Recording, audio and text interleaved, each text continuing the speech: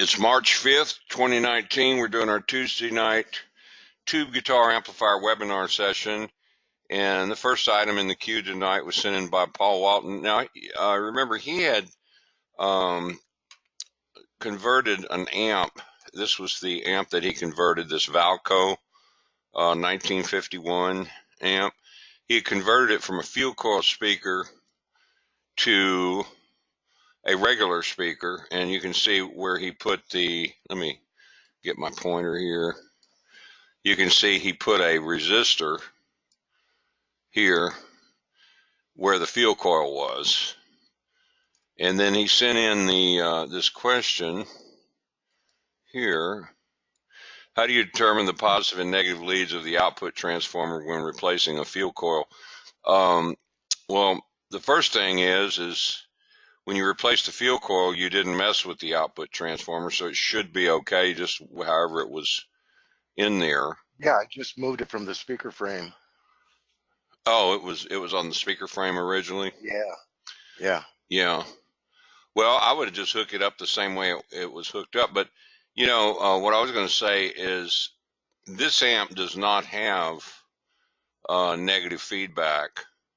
So either way you hooked up the transformer, it should work just fine. But if it did have negative feedback and you hooked it up backwards, it would make a very loud squeal, and you would know it was wrong and you would have to swap it. But you said you hooked it up both ways? Yeah, it just on the speaker side is where I switched it both ways, and one side seemed to be a little bit louder, but the other side was fine too. Okay, you just switched the speaker polarity? Yeah, the speaker leads. Yeah. You know what you could do if you got an oscilloscope, you could look at the phase of the input and then, take a microphone and look at the phase of the output. Mm-hmm. And then you would be able to determine if they were in phase or not. Mm-hmm. I don't know if that matters, but I'm just saying it's something you could do. Well, yes and no. Some of the speakers are marked backwards, and especially the Jensen speakers made in the 50s, those are marked backwards. The way a speaker is supposed to be marked is if you take a battery, say a 9-volt battery, and I like to use a 9-volt battery because usually the leads are the right distance apart where you can just touch them to a speaker without having to need any wires. But if you take a battery and hook it to a speaker, and the positive of the battery is to the positive of the speaker, the cone should move forward. And if you hook up the battery and the cone goes backwards, well, then the polarity is backwards. The way you got it hooked up, you just turn it the other way until the cone goes forward. And when the cone goes forward, whichever lead is going to the positive lead of the battery is the positive lead of the speaker. But a lot of the Jensen speakers made in the 50s, they got them marked backwards. If you put the positive lead of the battery to the positive lead of the speaker, the cone moves backwards. So that's kind of interesting because, like on a 59 Bassman, if you put a positive signal on the input, you get a negative signal on the output.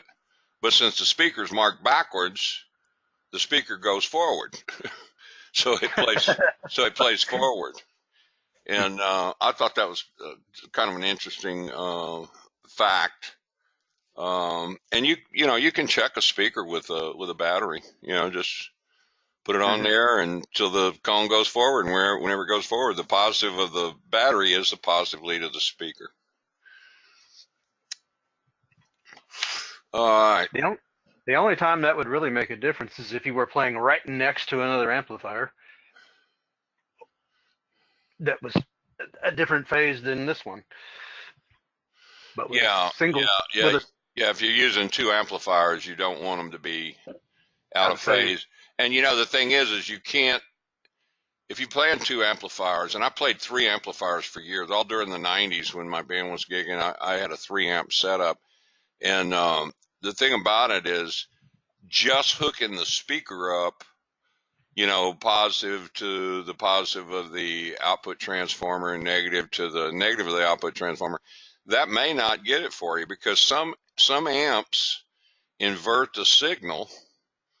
That is to say, if you put a positive signal on the input, you get a negative on the going to the speaker, you get on the output.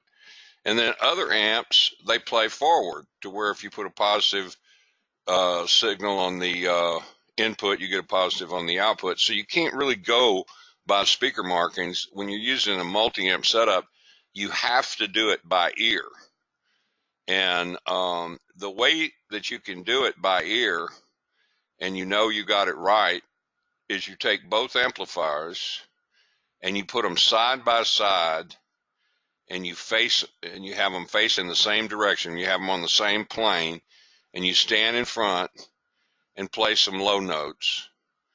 And then take one of the amplifiers and turn it facing backwards, and then stand in front where you were before, play it again, and listen to the low end. Whichever way has a lot of low end is correct. And if one of the amps, if it sounds the best with one of the amps turned backwards, then you've got to reverse the speaker leads on that amp so that you can turn the amp facing forward and it be in phase with the other one. Does that make sense? I've seen some really good guitar players around Austin. I didn't say anything, but they were using multi-amp setups and they were out of phase, and it really sounded like crap. You lose all your bottom end. It just sounds thin. And I mean, some good guitar players, they should have known better. I didn't say anything because it looked like I was, you know, trying to hold court or something, you know. I mean, if they'd asked me about it, I would have given them some tips, but I'm not going to go volunteer it. But anyway, so much for that. All right. So anybody got anything they want to bring up? I got a question on amp simulation. These simulation pedals or effects, I guess, for lack of a better description. I was looking at some analog ones, and there's this the Palmer one out of the Germany. I think is essentially the what's felt as the best representation. I'm just wondering, what are they doing? I was looking for circuits today to kind of see what they're doing to simulate a 4x12 cab, a 410 cab, that type of thing. To me, it doesn't seem that a circuit, you know, shaping the circuit isn't going to do much without some reverb or something to kind of add that, you know, the kind of the air in the signal. I don't know. So the unit you're talking about is a speaker emulator? Yeah, it's like a cabinet emulator. Cabinet. I don't know anything about cabinet emulators. Anybody know anything about cabinet emulators? Ulrich's got his hand up. Go ahead, Ulrich. Yeah, actually, some 10 years ago at where I'm teaching, there's a guy who worked with the THX guy to come up with some digital audio processing. So I learned a lot from them. They do something called the impulse response to measure. You can measure rooms, you can measure cabs, you can measure speakers, amps, anything you want by putting essentially a step in.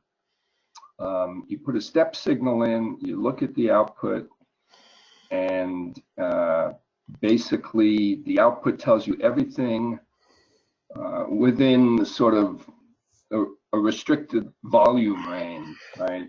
Because things do change with volume, but basically they measure this impulse response and then they digitally emulate it, you know, using digital microprocessors.